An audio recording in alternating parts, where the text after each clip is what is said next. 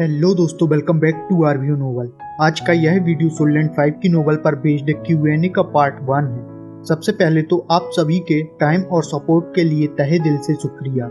इसी के साथ आज का वीडियो शुरू करते हैं। तांगसन की पावर क्या है और मार्क कौन कौन से हैं? सबसे पहले तो नोवेल में जिस जगह तांगसन है उसे फेरी कॉन्टिनेंट कहते हैं। इसके बाद इस प्लेन को फॉलन स्टार के नाम से भी जानते हैं, जो पॉसिबली कहीं ब्लू स्टार में है।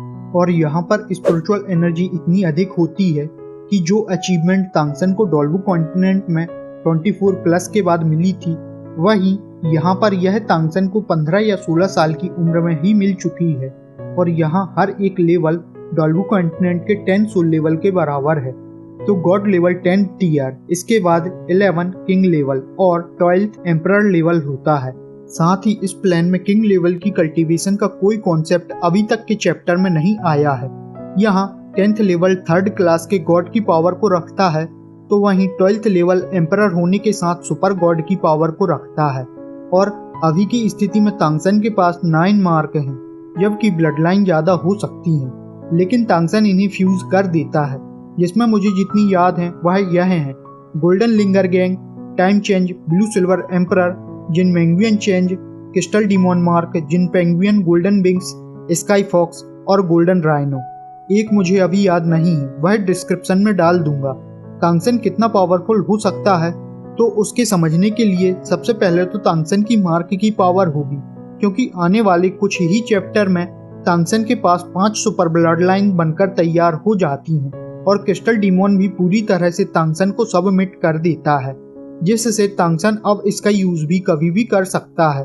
साथ ही जिंगजिंग की कल्टीवेशन तांगसन के साथ ही एम्परर की होने वाली है, जिससे यदि फ्यूचर में तांगसन किसी एम्परर से फाइट करता है तो तांगसन के साथ उसकी बॉडी में क्रिस्टल डिमोन एम्परर भी होगा।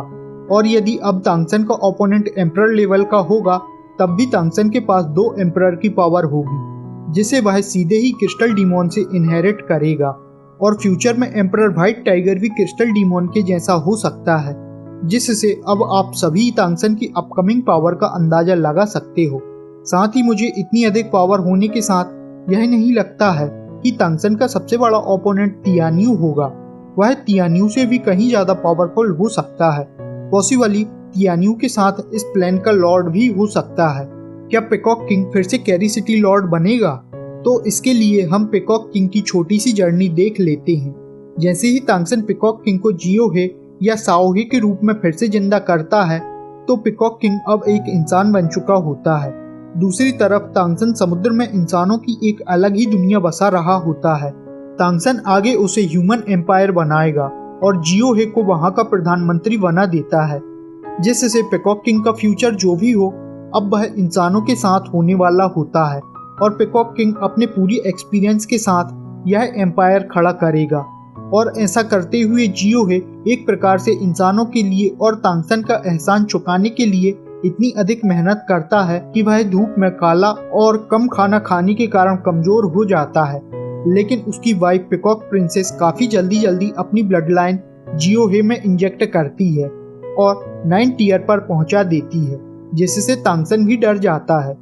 और एक टाइम बाद तांगसन रिचेन एम्पायर से वापस आता है और जियोहे के साथ साथ उसके बाकी के दोस्तों को भी गॉड लेवल पर फोर्सफुली पहुंचा देता है। साथ ही उन पर होने वाले हेवनली क्लैश को भी खुद ही कंट्रोल करता है। मेई की यादें कब वापस आएंगी?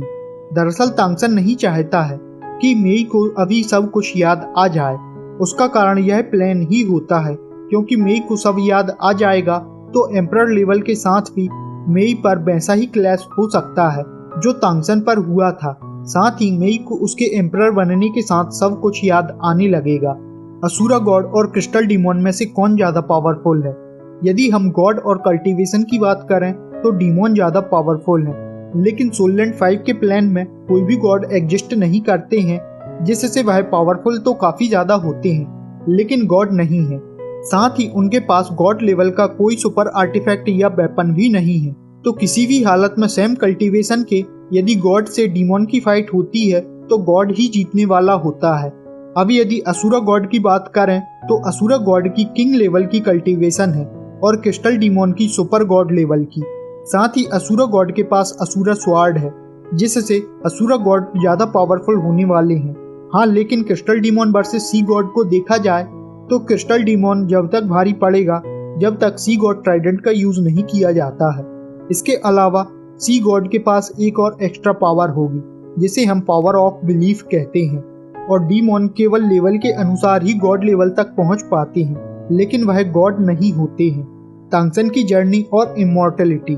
तांगसन हेवनली क्लैश को पास करते हुए पहले ही इस प्लेन के गार्डियन से कह चुका है वह एम्परर बनने के साथ ही इस प्लेन से निकल जाएगा और अपने गॉड रिलम में लौटेगा, जहां तांगसन की फैमिली फ्रेंड सब कुछ हैं। लेकिन ऐसा नहीं है कि तांगसन दोबारा इस प्लेन में नहीं आ सकता है।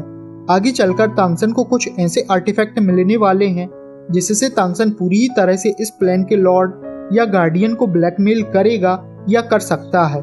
और रहा इमोर्टल होने का सवाल, तो इसका पता तांगसन को नहीं होता है, लेकिन एक लॉजिक है जिससे वह और मेई इमोर्टल हो सकती हैं, क्योंकि असुरा स्वॉर्ड और सी गॉड ट्राइडेंट दोनों ही काफी पावरफुल वेपन हैं, जिससे यह मेई के लिए असुरा स्वॉर्ड को उसकी ही बॉडी में कंडेंस करेगा।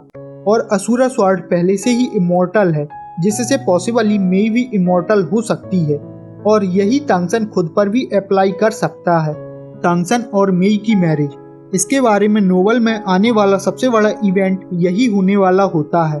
तांगसन इंसानों के लिए कल्टीवेशन की मेथड को ढूंढने के लिए इस दुनिया का चक्कर लगाने वाला होता है।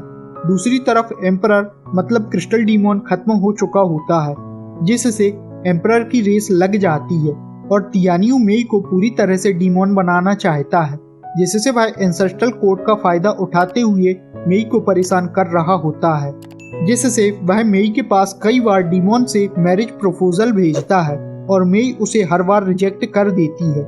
लेकिन इस बार तियानियो कुछ हटकर करता है। एंसेस्ट्रल कोर्ट में एक मैरिज कंपटीशन रख देता है जिसमें 3 कपल जीत सकते हैं और जीतने वाला डीमॉन शादी करेगा।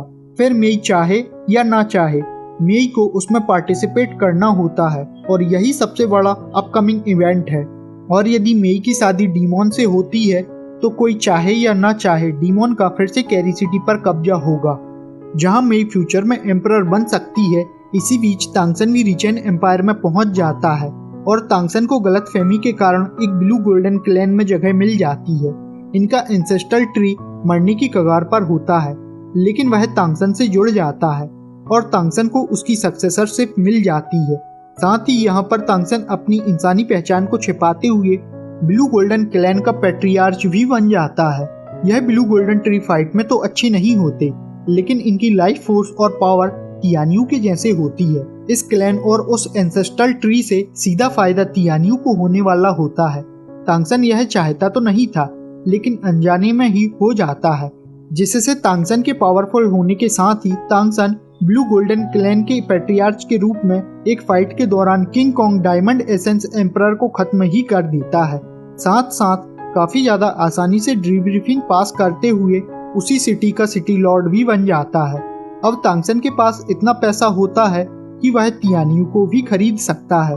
हालांकि यह कहने की बात है, होने वाली फाइट के इवेंट में तांगसन तो जीतने वाला ही होगा, उसके साथ ही वह मेई से शादी कर सकेगा। लेकिन तांगसन की यहाँ पर एक अलग ही पहचान होती है, जिसे एम्परर व्हाइट टाइगर के अलावा और कोई भी नहीं जानता है। इस फाइट इवेंट को मार्शल आर्ट का नाम दिया गया है। क्रिस्टल डीमॉन और किंग कॉन्ग एसेंस एम्परर के मारे जाने के साथ 2 एम्परर की जगह खाली होती है, और सभी जानते हैं मेई भी काफी जल्दी एम्परर बन सकती है, साथ ही खूबसूरत भी है, जिससे वह भी एम्परर बन पाएगा जो मेई से शादी करेगा, जिससे सभी लोग यहाँ पर मेई के लिए फाइट करने वाले होते हैं। सोल लैंड 5 के बाद के सीजन। अभी की स्थिति में तो सोल लैंड 5 ही कंप्लीट नहीं हुआ है, तो अगले आने वाले सीजन के बारे में सोचना बेकार ही है, क्योंकि मुझे लगता है अभी 500 से 700 चैप्टर और भी आ सकते हैं।